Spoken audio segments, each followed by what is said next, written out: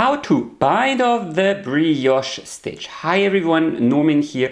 In this video I'm going to show you 3 ways to bind off the brioche stitch. We are going to start with the standard way, then I'm going to show you an improved version that is in pattern and quite a bit stretchier, and towards the end of the video I'm also going to show you how to achieve this almost invisible edge using a tapestry needle. Let's dive right into it. So here is the easiest way to bind off the brioche stitch, and you can basically just knit a standard bind off.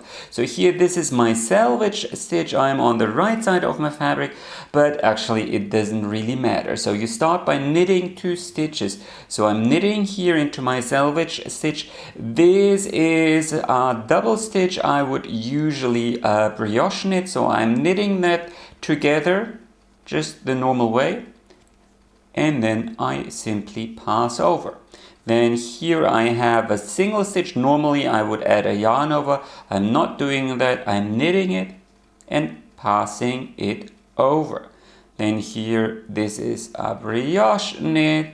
I pass over. So this is just the standard bind off, and you can simply knit it across like so.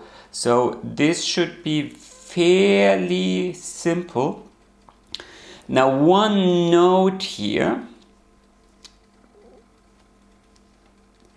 These stitches appear as purl stitches.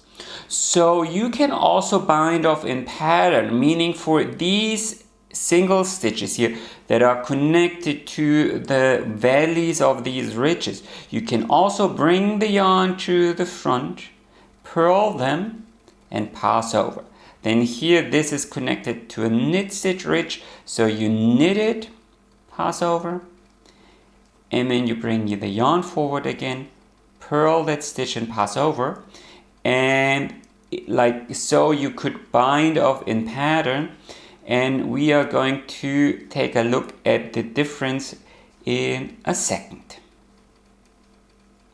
And then this would be the last stitch. In this case I have a garter stitch selvage, so I knit that as well and bind off like so.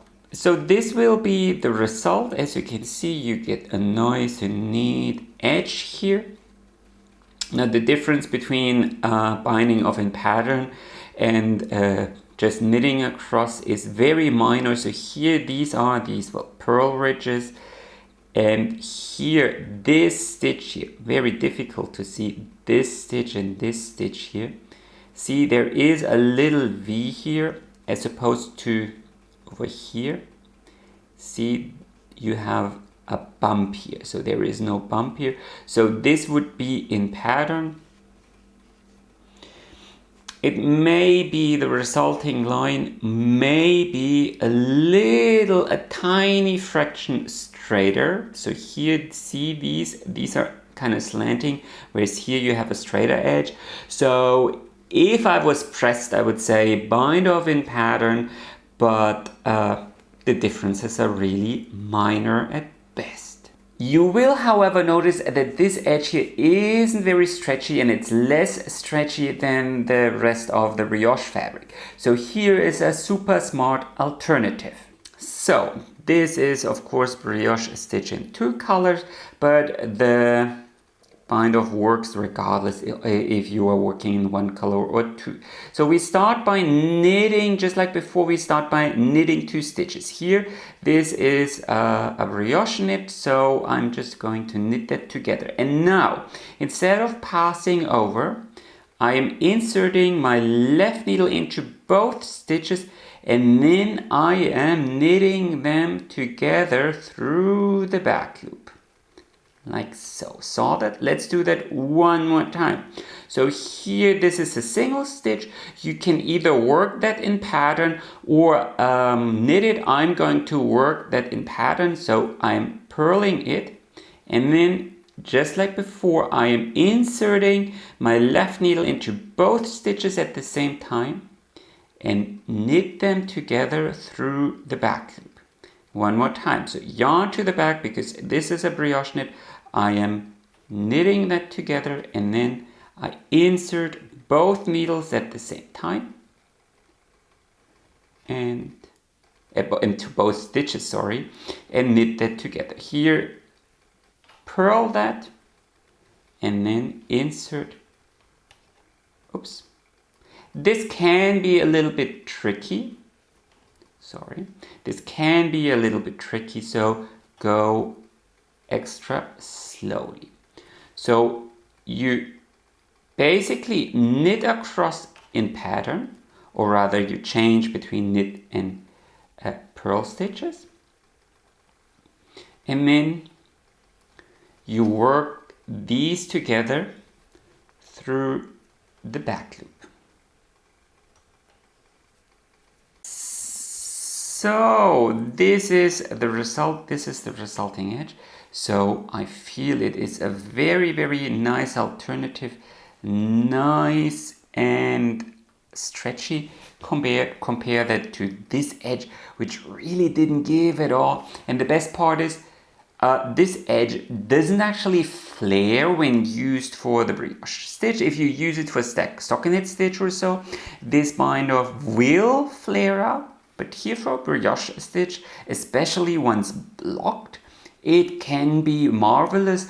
There is a little bit, so you could bind off with a needle one size smaller, so maybe instead of 4 millimeters, use 3.5 or so. But usually that isn't required. So if you knit a hat or so, this can be a very, very nice choice. There is one last bind off I really need to show you, the so-called Italian bind off. You can also use it to finish your brioche project to create a very, very neat and stretchy edge. So I already cut off my yarn, and my tail is around about 4 times as long as my project is wide, and I thread the tail here on a tapestry needle. And now we basically need to do a Kitchener stitch, but we are going to do it on one needle. If you are more familiar with the standard Kitchener stitch, you can also pick spare needles like so, and then always slip the purl stitches to one needle and the double stitches, the brioche stitches, to another needle, and then do the Kitchener stitch. Now I'm not going to do that because we can also do it on one needle. So here's how. So in a way the brioche stitch is ribbing. So you have these knit columns and then you have these purl columns. And you need to remember that you need to go into each stitch twice. If it's a knit stitch, you have to first go into the stitch purlwise, and then you have to go into the stitch knitwise and drop it off the needle. If it is a purl stitch, meaning such a stitch, you have to first go in knitwise, but you have to do so from behind. So you have to come in from behind and then turn around and go in knitwise, and then in the second pass you have to go in purlwise and drop it. Now why am I describing the Italian bind off like that?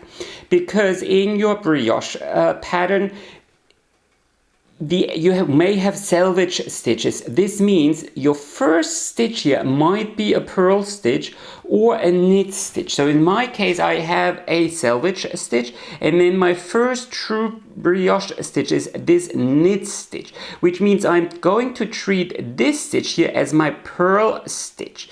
But maybe your pattern actually starts with a knit stitch or whatever. So you really need to pay attention and read your knitting. But basically it goes like this. So this is a purl stitch. This means I need to go in knitwise. If it was a knit stitch, then I would have to go in purlwise. So I go into that stitch knitwise and pull tight. My next stitch is a knit stitch or a double stitch, but it sits on top of a knit column. So I go into it purlwise. And now we can actually start with the real repeat. So here we have a purl stitch. This means I drop it purlwise. And then I need to find the second or the next purl stitch, which is this second stitch. And first I always need to go in knitwise from behind. So here I go in behind, making sure that I am here above the stitch, and then I turn around and go into this stitch. Make sure that you don't accidentally split the yarn. Then I pull tight. So you need to kind of put the yarn here on top. Then my next stitch here is, well, a double stitch which appears on top of a knit column. This means I go in knitwise. I already went into this stitch, so I go in knitwise and drop it, and then I find the next knit column and go into that purlwise and pull tight. Then my next stitch here is a purl stitch, so I drop it purlwise, and then I find the next purl stitch here. This is always the second stitch. Come in from behind and go in knitwise. Pull tight. Always make sure that your yarn stays on top of the bind off but below the needle. And basically this is what you have to repeat, no matter how and why your pattern starts differently. So knit stitch always means drop knitwise, find the next knit stitch and go in purlwise, pull the yarn all the way through and pull tight. Then next stitch is a purl stitch. This means drop purlwise, find the next purl stitch, go in here from behind and knitwise, pull tight. As you can see, I'm always bringing that loop here to the top and so on. So from here you can basically repeat this. So it isn't actually all that hard if you remember the very, very simple rule. And I'm going to finish this row now to show you that result.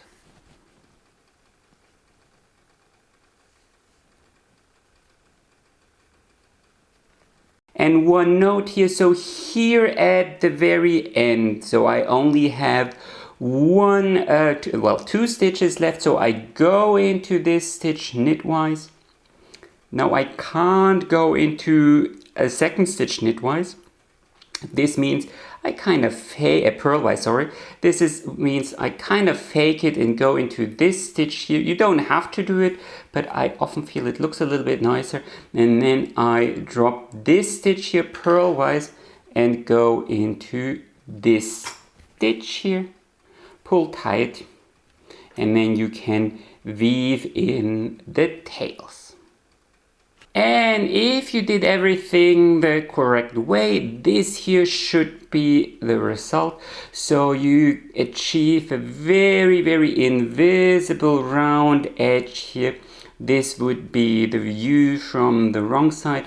You can kind of see that here on this side it doesn't look as invisible. There's very little you can do to prevent it. Here on this side it looks neater than here on this side, so always keep that in mind. Anyway, that's how to bind off the brioche stitch. Comment below if you still have any questions, and as always, happy knitting and enjoy the rest of your day.